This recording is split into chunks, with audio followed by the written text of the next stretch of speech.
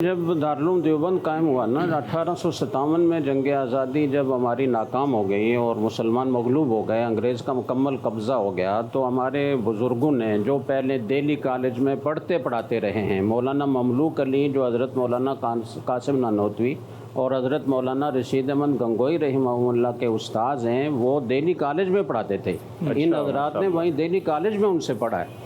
तो उस वक्त जो उलूम व फ़नून राइज थे वो तकरीबन हमारे हज़रात पढ़े हुए। हज़रत मौलाना कासिम नानोतवी रहमतुल्लाह अलैह रियाजी में इतने माहिर थे कि बड़ा से बड़ा रियाजीदान उनका मुकाबला नहीं कर सकता था।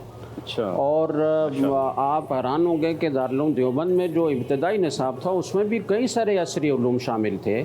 और अंग्रेज़ों ने जो कारगुजारी लिखी है कि जब उनका कब्ज़ा हो गया और दारुल कोई 1857 के बाद 1866 में, यानी आप यूँ समझें कि 8-9 साल के बाद वो कायम हुआ, तो उस वक्त उन अंग्रेज़ों ने उसका जायज़ा लेने के लिए कि मौलवी लोग क्या पढ़ते पढ़ाते हैं, अपने लोगों को जासूसी के लिए भेजा।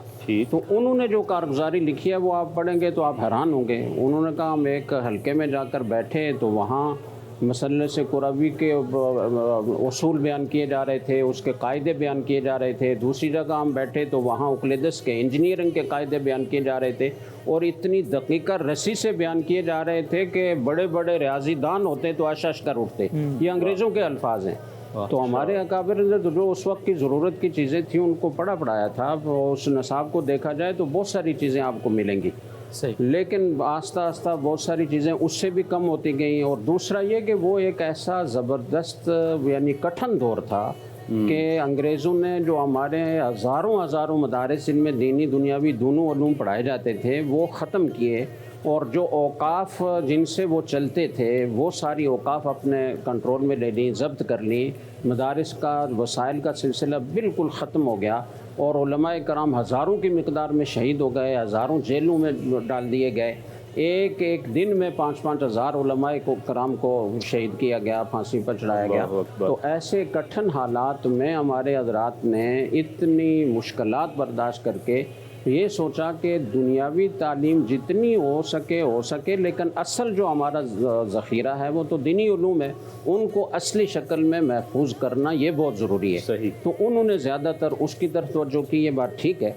और उसके बाद फिर बहुत थोड़े अरसे में आप यूँ समझें कि 1867 में दारुल देवबंद कायम होता है और 1892 में कानपुर में जो फैज़ आम मदरसा था उसमें 3 रोज़ा कॉन्फ्रेंस होती है। और उस 3 रोज़ा कॉन्फ्रेंस में बड़ी बड़ी उस वक्त की इल्मी शख्सियात जिबाल इल्म हज़रत शेखुल हिंद मौलाना महमूद हसन रहमहुल्लाह ताला, हज़रत मौलाना मोहम्मद अली मुंगेरी रहमहुल्लाह ताला, हज़रत मौलाना सैयद सुलेमान नदवी रहमतुल्लाह अलैह, हज़रत मौलाना शिबली नोमानी रहमतुल्लाह अलैह, और इन सब ने दूसरे मुकातबे फ़िक्र सबको जमा किया। बरेलवियों के सबसे बड़े इमाम अहमद रज़ा ख़ान बरेलवी साहब उसमें शरीक हैं। गैर मुक़ल्लिदीन के बहुत सारे उलमा, मोहम्मद हुसैन बटालवी, असनाउल्लाह अमदरसरी, इस तरह की शख्सियात वहाँ मौजूद हैं। और इन्होंने 3 दिन तक इस पर गौर किया कि अब हमारा जो नसाब तालीम है ये माशरे की सारी ज़रूरतों को पूरा नहीं कर पा रहा। 1892 में और हम अभी 2022 में हैं। 2022 में। और फिर 1894 में 2 साल के बाद ये 3 दिन का जलसा हुआ। इसमें सब बड़े बड़े उलमा ने अपनी तकरीरें की, मकालात पेश किए। और 1894 में जो इजलास हुआ उसमें फिर बाकायदा एक 12 रुकनी कमेटी तश्कील दी गई जिसका नाम अंजुमन नदवतुल उलमा रखा गया। और उस कमेटी के 2 काम ज़िम्मे लगाए गए कि एक तो वो पूरे मुल्क में दौरा करके तो इसके लिए फ़ज़ामवार करेंगी, लोगों को इसकी ज़रूरत से आगाह करेंगी, जहन साजी करेगी। और ये कमेटी दूसरा काम तश्कील निसाब का करेगी। चुनांचे उनके दौरे हुए, यहाँ से सब जगह पर उन्होंने अपनी जाकर ये मिशन पेश किया।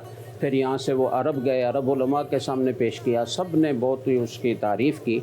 और आखिर में हज़रत हाजी इमदादुल्लाह मुहाजिर मक्की रहमतुल्लाह अलैह के पास गए और जो तहरीर इस कमेटी के पास थी अकाबिर की तरफ से वो उनके सामने पेश की और हज़रत हाजी साहब ने उस पर खुशी का इज़हार किया और अपने दस्तखत सब्त फरमाए। اچھا تو یہ ماشاءاللہ سب سے پہلی کوشش آپ یہ کہہ سکتے ہیں کہ دارالعلوم دیوبند کے قائم ہونے کے بعد یہ 27-28 سال کا عرصہ بنتا ہے. جی بالکل سر. 27-28 سال ہی میں یہ احساس ہو گیا تھا کہ ہمیں مزید اس نصاب میں بہتری پیدا کرنے کی اور کچھ اضافات کی ضرورت ہے.